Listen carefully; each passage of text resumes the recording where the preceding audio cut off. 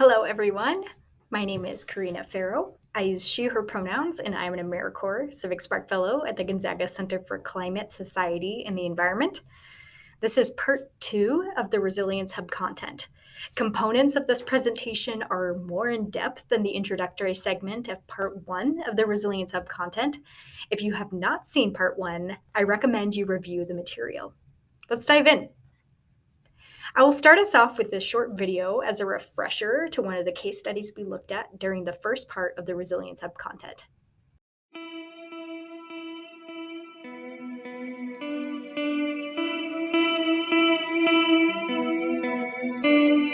What got me interested in working with the City of Cambridge and the Cambridge Community Center is the excellent foundation that already existed within the community and the desire from the community leaders and the community members to have their site turn into a resilience hub.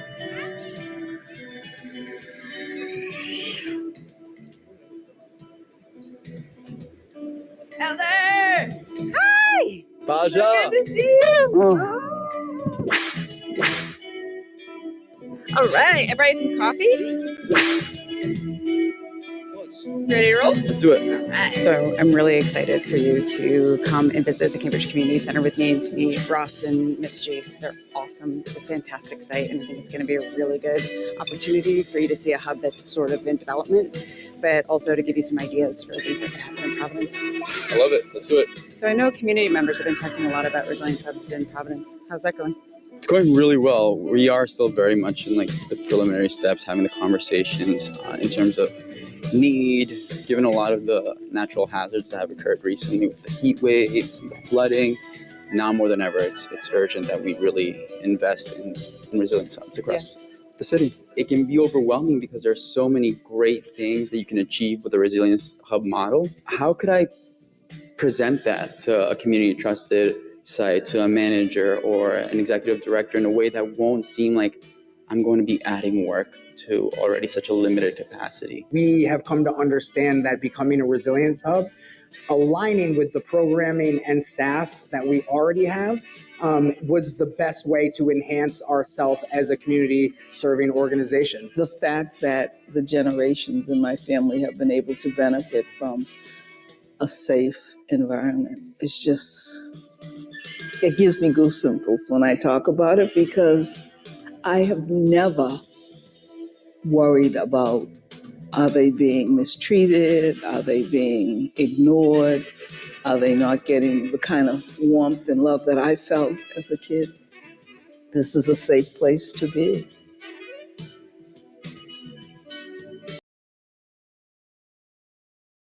The following slides will provide you all with an in-depth look on how to develop a resilience hub and the various aspects that are involved in the planning and implementation stages. Before even beginning the planning and implementation of resilience hubs, it is fundamental that the project leads conduct a stakeholder power analysis. The purpose of resilience hubs are to shift power from decision makers to community members. This analysis will help identify where the power shifting needs to happen. You will identify figures with high or low impact and or need, and high or low influence and or access. Quadrant 1 represents the communities, organizations, and populations with low influence and access, but have a high need and will be impacted by the resilience hub. This is the segment of the population that you will prioritize when developing a resilience hub. In this example, I have chosen disadvantaged community members. I'm specifically using the term disadvantaged to represent the complexities of their livelihoods with intersectional issues such as climate injustices and low educational attainment, among many other factors. This term is being used in parallelism with funding and policies to identify high-need communities. Quadrant 2 includes people and groups that hold a lot of influence and access and high need while being impacted by the resilience hub. The project leads will need to proactively organize, manage, and collaborate with stakeholders identified in this quadrant. In this example, I have chosen community leaders and community-based organizations. They are interacting closely with communities who are in need of these resources and typically can be trusted to represent the needs of their community. Quadrant 3 represents stakeholders who have little influence over the process, but also little need or relationship to the project. In this example, I have chosen affluent community members. While they may be able to provide financial, volunteer, or other hands-on support, they will not be directly impacted by the Resilience Hub and will likely serve as a smaller percentage of those who access the Resilience Hub. Quadrant 4 represents the stakeholders with high influence and will not be directly impacted or served by the Resilience Hub. Project leads should identify ways to leverage the power of these stakeholders that can influence the Resilience Hub process.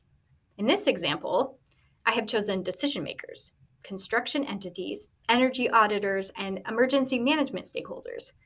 These figures can identify the logistics of resilience hubs, such as the location of the site, retrofitting a pre-existing location, or even support for the project. The goals of this analysis are to identify relevant stakeholders, understand power dynamics between stakeholders, and determine how these dynamics should inform the process of hub development. This process will help you answer questions about the risks residents have faced historically and identify their root causes, community wariness of government officials, and/or public safety institutions, and explore that why behind the what. Keep in mind, these examples are just to give you an idea of what dimensions you could explore in the process. You will likely need to spend some time teasing out the complexities of these relationships more in depth before you begin. After having completed the stakeholder power analysis, you will want to move into phase 1, where you will assess the vulnerability of the community, the site, and select the service area. This is not a linear process, so you may have to identify more than one potential site and narrow down your options depending on the circumstances that arise. First, you will assess the site's exposure to natural and man-made hazards to identify where the hubs will be most useful. Then you will want to develop your understanding of the community sensitivity to shocks and stressors to serve communities that could largely benefit from a space to promote their livelihoods during everyday, disruption, and recovery modes. This could look like their access to food security, housing security, or even health services. In order to select an appropriate service area, it can be helpful to center the process in community. Developing methods to foster open dialogues with the community and identifying community support networks that can reveal the need for resources in the service area can help start the process with shifting power to the community. Then, you will want to evaluate existing resilience or climate planning documents to further identify potential sites. Phase 2 is composed of establishing a diverse project team, building partnerships, and setting goals. The quality of these collaborations can have a significant impact on the success of a Resilient Hub project. Building partnerships with community members and organizations with the process from the start can lead to effective power shifting back into the community. Establishing a Resilience Hub site team will need to include partners from a variety of sectors due to the enhancements and upgrades that hubs undergo. Setting goals with residents and community organizations can identify their aspirations and needs during various modes of operations, centering the needs of the community in what the Resilience Hub provides. I recommend reviewing the guide to developing resilience hubs for more examples on the goals that can be set. Phase 3 is to identify and evaluate sites. Using the pre-work from Phase 1, you should have some sites in mind. You will want to select sites that are well trusted and utilized, have existing community assets, and consider utility capacity for improvements. Then, work with your project team to prioritize sites with the greatest community resilience return. Significant time will be conducting site assessments to meet the needs and the goals of the residents and community members, and the site audits that will play an enormous role in the long-term functionality of the site. Site audits require proper and thorough data collection, as constructability challenges, missing or inaccurate data can be the greatest source of project delays. Developing a consistent and thorough data collection method from the start can ease these issues that you might face down the line. USDN has a resilience hub analysis tool that can be used to relieve pressure on this component of the project.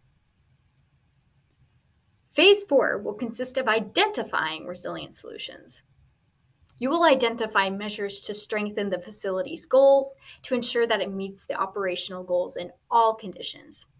For example, if your service area is prone to flooding, you will want to take necessary measures to flood-proof the location. For extreme heat events, you might want to hone in on resilient power infrastructure. Resilient power is necessary during normal, disruption, and recovery modes. A hybrid resilience system can include energy storage systems such as batteries, conventional energy generation such as generators, and solar panels. This system should be able to sustain a 72-hour outage. Resilience communications are integral for successful operation of a resilience hub during normal, disruption, and recovery modes. Being able to transmit information to communities during different modes can be pivotal to getting them the resources they need, whether they're experiencing shocks, stressors, or even in need of recovery. In the Boyle Heights Arts Conservatory case study, we saw the use of community-run radio stations transmitting multilingual announcements to various communities. This is one example of resilient communication infrastructure. Resilient operations are the foundation to the success of a resilience hub. The Resilience Hub team is provided ongoing training before and throughout Resilience Hub activation in all operating conditions to foster resilient operations. A feasibility analysis of Resilience Hub solutions can aid in selecting optimal upgrades and features to support the resiliency of the hub. This step requires modeling, quality data, and the development of multiple designs that touch on the variety of resilient solutions to be implemented. It is essential to reiterate proper and thorough data collection. Project teams should conduct site visits with community partners to support data collection efforts. Phase 5 includes developing the site and installing solutions. The resilience team will need a strong project manager who can execute the project plan, procurement strategy, design and engineering, installation and commissioning, legal and finance stages of the project. To learn more about these components of the project plan, feel free to refer to the USDN Guide to Developing Resilience Hub document. 3 main phases of project management include development, construction, and operations and maintenance. Green infrastructure design can provide community benefits and manage stormwater. Some examples include bioretention strategies, porous pavement, green roofs, or other infrastructure that coexists with the surrounding environment. Energy efficiency upgrades can maximize the efficiency of the site. This process can begin by working with an energy auditor, if there are funds to do so, to evaluate the current building and identify ways to maximize the efficiency of the space. Next, you will want to identify pathways for energy savings and establish energy savings goals to determine how to proceed with various energy upgrades. Working with an energy auditor can provide a comprehensive assessment and outline a thorough plan for making these upgrades based on the goals of the resilience team. We've made it. Phase 6 is exciting, and all of your work will have paid off as you begin activating the site and its operations.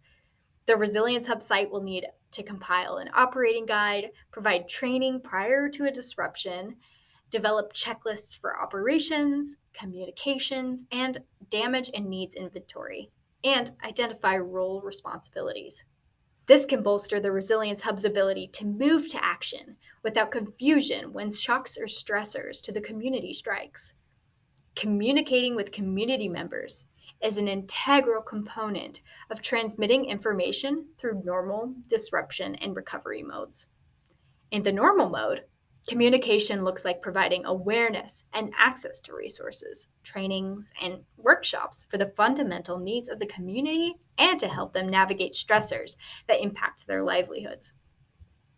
During disruption modes, communication can be activated to distribute resources throughout the community more effectively and help them thrive during circumstances of both shocks and stressors, while connecting with local media and conducting area-wide sweeps. During the transition to recovery mode, there is a focus on short-term and long-term recovery. In the short term, the hub will explore opportunities for extended assistance to community members, gathering community needs and input for support, and provide immediate resources to foster their recovery.